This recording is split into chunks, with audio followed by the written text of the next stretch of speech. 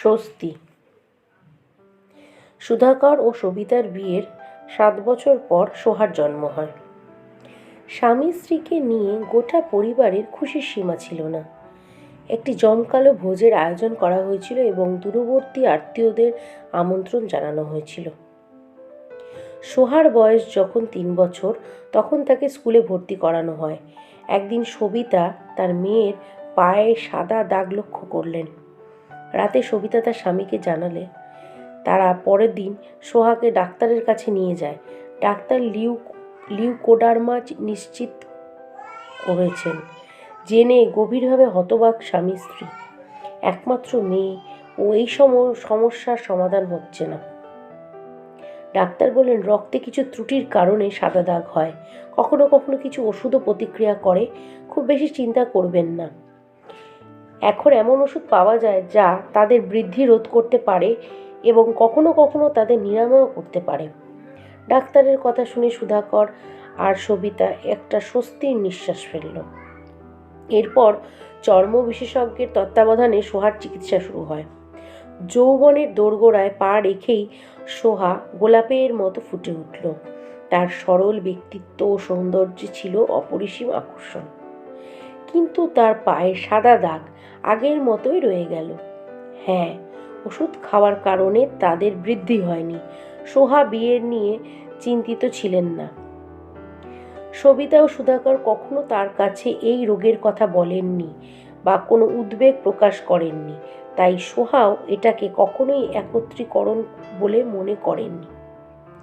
পড়াশোনা শেষ করে ফ্যাশন ডিজাইনার প্রশিক্ষণের জন্য নির্বাচিত হন। তিনি বুদ্ধিমান ছিলেন, তাই তিনি তার ফ্যাশন ডিজাইনার কোর্স শেষ করার সাথে সাথেই ক্যাম্পাস থেকে চাকরি পেয়ে যান। বাবা মা তাদের মেয়ের দক্ষতায় গর্বিত বোধ করেছিলেন। সোহা কাজ শুরু করার পর 2 বছর কেটে গেছে। এখন সবিতা তার বিয়ে নিয়ে চিন্তিত হতে লাগলো। সব গুণে ধন্য হওয়া সত্ত্বেও কন্যার গুরুতর অভাবের কারণে স্বামীর সাথে কথা বলার সাহস হয় না। তারা দুজনেই জানত যে তার সামর্থ্য এবং সৌন্দর্যের ভিত্তিতে বিষয়গুলি অবিলম্বে সমাধান করা হবে, কিন্তু তারপরে তার অনুপস্থিতি পথে আসবে। এই চিন্তা তাদের মূলে আঘাত করবে। যদিও সুধাকর এবং সবিতা জানত যে শরীরের সীমিত অংশে লিউকোডার্মার দাগ লুকানোর জন্য প্লাস্টিক সার্জারি করা যেতে পারে, স্বামী স্ত্রী দুটি কারণে তাতে রাজি হননি। প্রথমত, তিনি তার আদরের মেয়ের সোহাকে এমন কোনো শারীরিক সমস্যা করতে চাননি এবং দ্বিতীয়ত, তিনি চাননি যে এই রোগটি সোহার চোখে বিশেষ কিছু সমস্যা বা শারীরিক বিকৃতি হিসেবে বিবেচিত হোক। এই কারণে সোহা নিজেকে সব দিক থেকেই স্বাভাবিক মনে করতেন।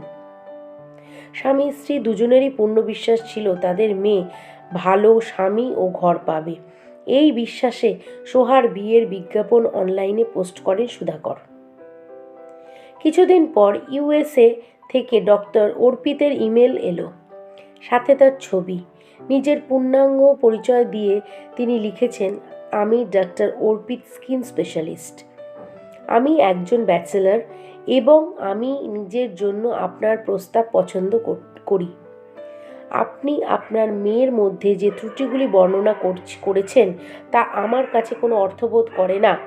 আমি আপনাকে আশ্বস্ত করতে চাই যে আপনি বা আপনার মেয়ে কখনোই আমাদের পক্ষ থেকে অভিযোগ করার সুযোগ পাবেন না।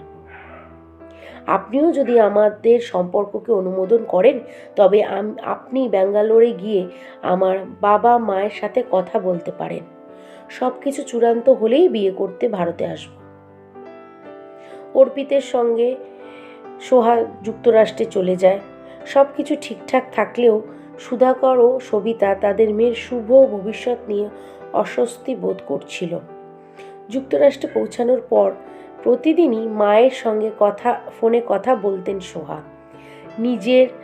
সে অর্পিতের পুরো গল্প এবং সারাদিন কিভাবে কেটেছে তা বলতেন। তিনি অর্পিতের ভালো স্বভাবেরও প্রশংসা করেছেন। সবিতার ভালো লাগতো। তিনি জানতে চেয়েছিলেন যে তার পায়ে কিছু আছে কিনা, কিন্তু জিজ্ঞাসা করতে অক্ষম, কারণ এখন পর্যন্ত তিনি তার সাথে ব্যক্তিগতভাবে এটি সম্পর্কে কখনো কথা বলেননি এবং তার দৃষ্টি আকর্ষণ করেছিলেন যাতে তার মেয়ে ব্যথা অনুভব না করে। সোহা এখনও এ বিষয়ে তার মায়ের সাথে কথা বলেনি। এ বিষয়ে মাকে কিছু বলাকে সে গুরুত্বপূর্ণ মনে করেনি। সময় এভাবেই চলতে থাকে। নিজে একজন স্কিন স্পেশালিস্ট ডাক্তার হওয়ার কারণে অর্পিতের লিউকোডর্মা সম্পর্কে সম্পূর্ণ জ্ঞান ছিল। তারা সচেতন ছিল যে এই রোগটি জেনেটিক এবং ছোঁয়াচে নয়, কিন্তু শরীরে রক্তের কিছু ত্রুটির কারণে এমনটা হয়। এটি প্লাস্টিক সার্জারির মাধ্যমে লুকিয়ে রাখা যায় যতক্ষণ এটি একটি সীমার মধ্যে থাকে। সোহার সাথেও তাই করেছেন তিনি। পরে আরও কয়েকজন চিকিৎসকের সঙ্গে পরামর্শ করে তারা একে একে সোহার 2 পা প্লাস্টিক সার্জারির মাধ্যমে মেরামত করেন। আরও কিছু সময় কেটে গেল এবং সোহা বুঝতে পারল যে তার পা ভারী হয়ে গেছে। তিনি অর্পিতকে এই সুখবর জানান। অর্পিত তার আনন্দ প্রকাশ করে তাকে কোলে তুলে নিল। দয়া করে মাকেও এই সুখবরটি জানাবেন, অর্পিত বলল। হ্যাঁ, অবশ্যই, সোহা হেসে বলল। পরদিন সোহা তার মাকে ফোনে জানায় সবিতা আর সুধাকরের অপার আনন্দ অনুভূতি ছিল। তিনি নিশ্চিত ছিলেন যে তার মেয়ের বিবাহিত জীবন সুখী। স্বামী স্ত্রী দুজনেই শিগগিরই যুক্তরাষ্ট্রে যাওয়ার প্রস্তুতি নেন। সোহা ও অর্পিতকেও মেসেজ পাঠিয়েছেন যথাসময়ে তার মেয়ে ও জামাই তাকে গ্রহণ করতে আসে। অনেক দিন পর সোহাকে দেখেও সবিতা তাকে জড়িয়ে ধরল। বাসায় আসার পর আমরা বিস্তারিত আলোচনা করলাম। সুধাকর এবং সবিতা সোহার পা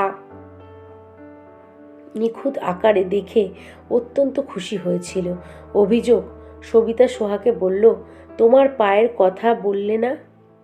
হ্যাঁ মা, একটা বিশেষ কিছু ছিল না তাই না যে আমি তোমাকে বলতাম। সোহা স্বভাবতই বলল। সবিতার মন মেনে নিয়েছিল যে তার মেয়ের অসুস্থতা, যার কারণে তারা 24-25 বছর ধরে টেনশনে ছিল। অর্পিতের জন্য বিশেষ কিছু ছিল না। মেয়ের বিবাহিত জীবন এবং ভবিষ্যৎ একজন যোগ্য জামাইয়ের সাথে উজ্জ্বল হবে ভেবে সবিতা তাকে প্রচুর স্বস্তি দিয়েছিল।